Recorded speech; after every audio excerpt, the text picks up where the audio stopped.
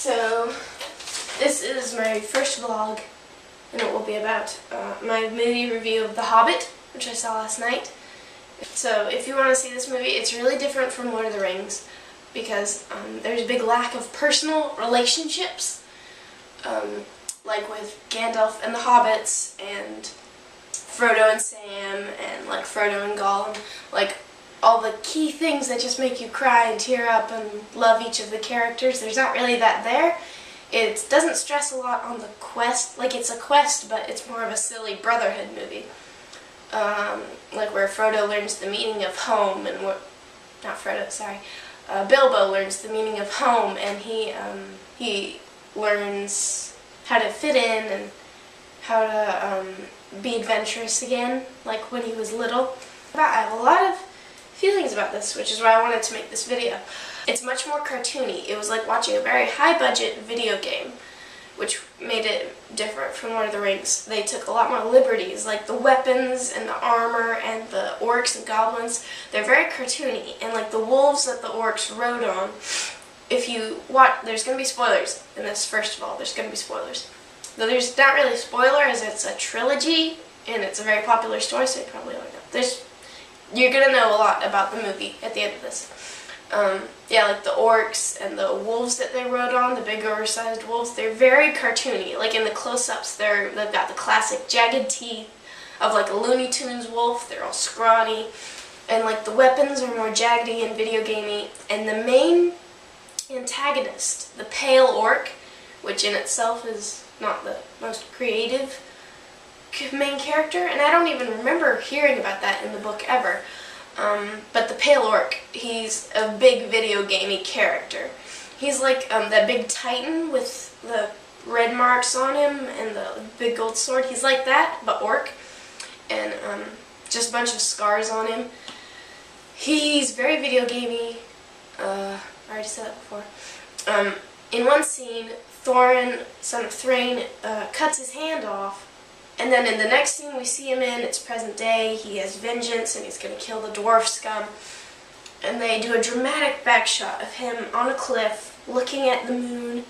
And I just felt bad for him because he's got this little scrawny implement poking out of his stump. And it was like a fork, an orc fork. A fork with a C. And didn't really know what purpose that would serve. Like in one scene he hoists one of the orcs that did him wrong and flings him across with it, but it's just like a scrawny little fork. It doesn't do anything. 48 frames per second. A lot of people got in a big huff about this and didn't like it, that they were deviating away from the original frames, and I didn't really notice it. Like in the first scene when Bilbo's talking about the dwarfs and their backstories and how Smaug took away their land, it made me feel very sick. Just all those 3D glorifying shots of swooping and looking, and like I could notice it then because the screen got very blurry. And in the theater there wasn't any borders, like in those black bars, and I was worried about that because it's really in your face.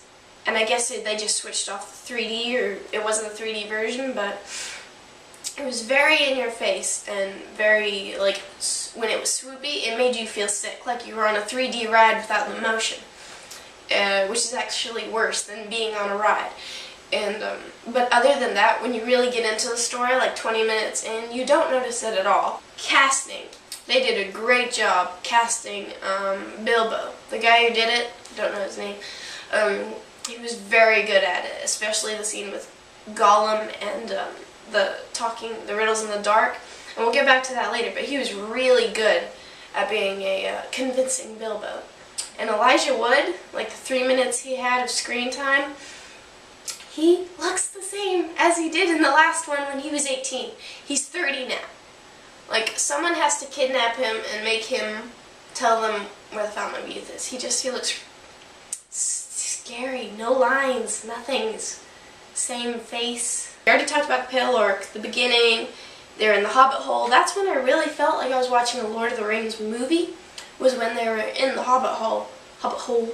And just the scene where all the dwarves come in and they're talking about the contract, and they get it rolling and they start, and that was like the only time it felt like you were watching a Lord of the Rings movie. Radagast. Oh, I love animals, so I could kind of relate to him and him wandering around. That scene where he's wandering around looking at all the dead animals and all the dead plants and everything, that was awful CGI. Just the trees and everything. And like the Slender Man Necromancer, when we see that scene, when it just shows the shadowy form and we zoom in on the mouth, that was not good CGI. But on Gollum, they paid no expense. He was great. He was awesome. I am really glad that they, it's just these little things that I like. The glowy eye effect, which was a key thing that Tolkien used in describing Gollum, was that the big orb-like eyes that glowed in the dark. And I really liked that. Just, it was something that stayed true to the book, if all else failed. And the Riddles in the Dark scene was the best scene ever. I don't think I've ever been just so enraptured or enthralled, entranced by a scene. It just made me laugh and want to cry because Gollum, you could tell that he just... Okay, so before now, when he strangled his cousin, got the ring, and he turned into Gollum, he hadn't learned to hate anybody else but himself. So in that moment, before Bilbo takes the ring, you can tell that there's still this kind of innocence to him, this eagerness to interact, which I thought they hit very well upon, because he didn't kill him immediately or strangle him like you would of a goblin. He immediately said, yeah, let's play a game. And that just was so sad, because all these years, he's like 400 years old, I think, or 600. By the time, in this time, and he's just been in the mountain all this time, and he just wants to talk and have fun and games before he eats Bilbo's head, and I love that.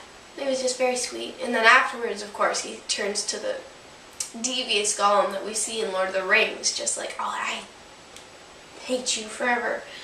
And it was really good. The CGI was awesome.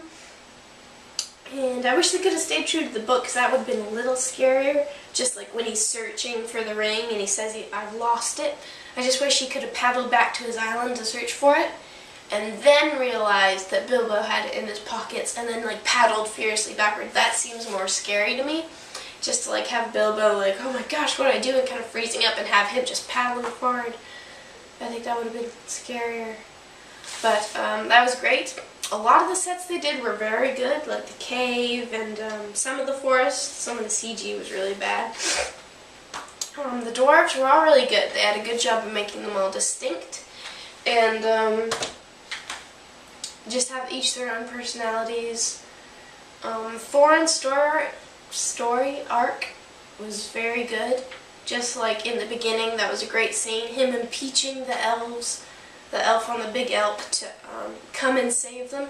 And I'm going backwards now, but stay with me. And just like with his eyes, just saying, come on, help us. And the elf just totally like, psh, and blows him off and goes away. And then you see his eyes hardening, and he has to learn to trust again. And especially Bilbo, who looks like a weakling. And it's an insult that even after they've fallen this far, they have to be saddled with this little guy who just drinks tea and reads books all day. And I loved that scene where he says, yes, where Bilbo says, yes, I miss my books, and I miss my tea, and I miss my house, and I miss my chair. But that was home to me, and I can't imagine the feeling of not having a home to go back to. That was a good scene. And then the goblins, they all looked so snarky and ratty and CGI-y. I didn't like it. And if you see that scene, there's like a clip of it on YouTube you can see, where like they're going down the bridge and trying to escape, and they have this thing where they have a long pole and they're like knocking goblins off left and right.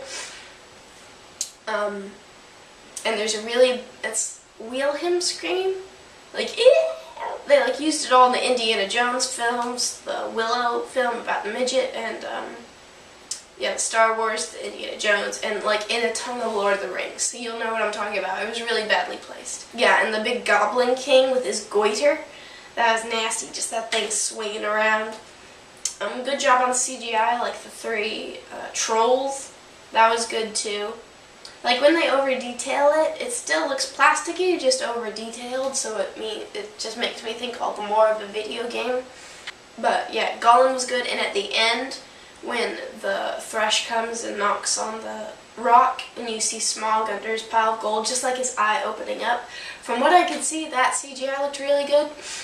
They didn't show us a lot of Smaug. He was just like, you saw fire and a tail, and that was it. And but in the end, to foreshadow the next two films, they had a dragon like rise kind of under his pile of gold in the dwarf mountain.